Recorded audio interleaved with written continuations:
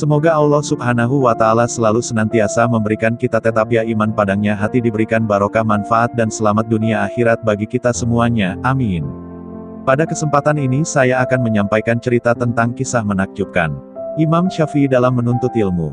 Imam Syafi'i ketika berguru di kota Mekah, beliau disuruh gurunya, "Wahai Muhammad, pergilah engkau ke Madinah untuk berguru lagi, karena sesungguhnya ilmuku sudah habis, semuanya sudah kuajarkan padamu."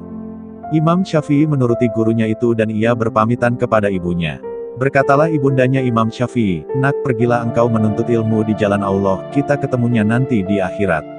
Maka Imam Syafi'i pun berangkat ke Madinah mencari guru untuk belajar. Saat itu usianya masih sangat muda. Di Madinah beliau berguru kepada Imam Malik. Tak butuh waktu lama bagi Imam Syafi'i untuk menyerap ilmu dari Imam Malik sehingga semua orang terkagum-kagum dibuatnya, termasuk sang guru yang pada saat itu merupakan ulama tertinggi di Madinah, tampuknya kutub Hijaz, Imam Malik. Imam Syafi'i menjadi murid kesayangan Imam Malik. Selesai belajar di Madinah, Imam Syafi'i masih melanjutkan pencarian ilmu ke Irak. Irak saat itu juga merupakan salah satu kutub ilmu Islam selain Madinah, karena di sana ada Imam Abu Hanifah dan murid-muridnya. Jadi pada masa itu terdapat dua kutub ilmu Islam, yaitu kutub Hijaz di Madinah yang mana Imam Malik sebagai mahagurunya dan ada kutub Baghdad di mana Imam Abu Hanifah sebagai mahagurunya. Berangkatlah Imam Syafi'i mengembara ke Irak dan Imam Syafi'i menimba ilmu di sana kepada murid-muridnya Imam Abu Hanifah atau Imam Hanafi.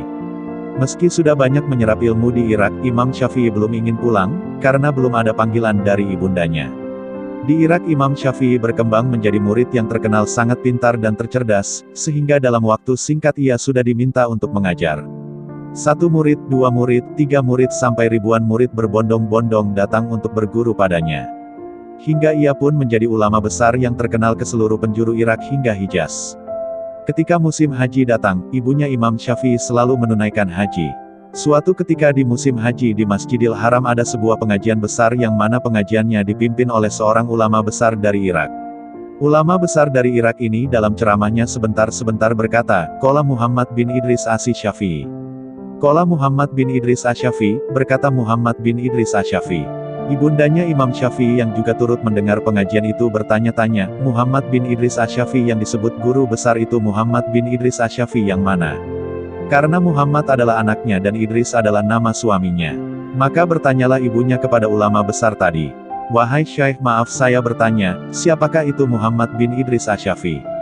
Dengan bangganya kiai besar itu berkata, "Dia adalah guruku, seorang ulama besar di Irak yang berasal dari kota Mekah ini."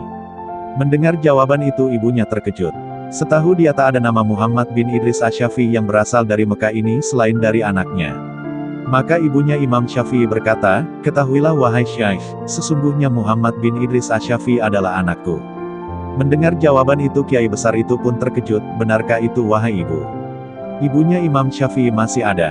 "Benar wahai Syekh, Muhammad bin Idris Asy-Syafi'i adalah anakku." Maka dia pun hormat kepada ibu Imam Syafi'i tersebut.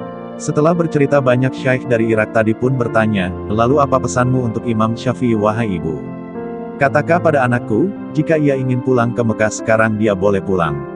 Setelah sampai ke Irak maka pesan pun disampaikan kepada Imam Syafi'i. "Wahai Imam, ibumu berpesan jika Imam ingin pulang ke Mekah sekarang Imam boleh pulang." Maka Imam Syafi'i pun bergegas ingin pulang. Sudah sangat rindu kepada ibunda tercintanya. Namun di sisi lain masyarakat Irak begitu berat melepaskan sang imam. Namun dengan berat hati dan perasaan penuh haru mereka pun rela melepaskan Imam Syafi'i untuk pulang. Karena mereka semua cinta kepada Imam Syafi'i dan Imam Syafi'i merupakan ulama besar, maka saat Imam Syafi'i ingin pulang mereka banyak sekali memberikan bekal kepada Imam Syafi'i. Di antaranya banyak yang memberi onta hingga Imam Syafi'i mendapat ratusan onta yang mana masing-masing onta terdapat isi bekal dan kekayaan di punggungnya. Imam Syafi'i terkejut melihat begitu banyaknya bekal yang diberikan kepadanya. Hampir semua orang Irak memberi bekal. Imam Syafi'i pun pulang menuju Mekah, dikawal oleh beberapa orang muridnya berikut ratusan onta. Sesampainya di pinggiran kota Mekah Imam Syafi'i menyuruh salah seorang murid Nis untuk menemui ibunya dan mengabarkan bahwa Imam Syafi'i sudah hampir sampai ke Mekah. Muridnya pun mendatangi rumah ibunda Imam Syafi'i dan mengetuk pintu. Setelah dibuka ibunya bertanya, "Kamu siapa?" "Saya muridnya Imam Syafi'i," jawab murid itu. "Ada apa?" tanya ibunya. "Imam Syafi'i sedang dalam perjalanan pulang ke sini, dan sekarang sudah berada di pinggiran kota Mekah," jawab muridnya lagi. "Apa saja yang dibawa Syafi'i?" tanya ibunya lagi. Si murid tersebut dengan bangganya menjawab, Imam Syafi'i datang dengan membawa ratusan unta dan harta, berharap ibunya Imam Syafi'i menjadi senang mendengarnya. Bukannya senang, ibunya Imam Syafi'i malah marah. Apa? Syafi'i membawa ratusan unta, aku menyuruh berkelana bukan untuk mencari dunia, katakan pada Syafi'i bahwa dia tidak boleh pulang ke rumah. Tegas ibunya sambil menutup pintu dengan marah, muridnya terkejut.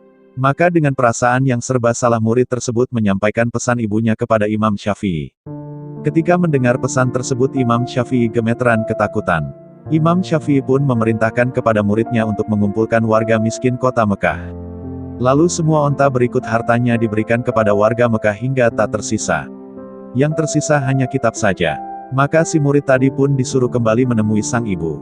Sesampainya di rumah ibunya, murid tadi menceritakan kepada sang ibu bahwa semua unta dan hartanya sudah dibagikan kepada warga Mekah, yang tersisa hanya kitab dan ilmunya saja. Maka Imam Syafi'i pun diperbolehkan pulang. Subhanallah, semoga rahmat Allah turun kepada kita semua karena kita menceritakan orang yang soleh. Amin.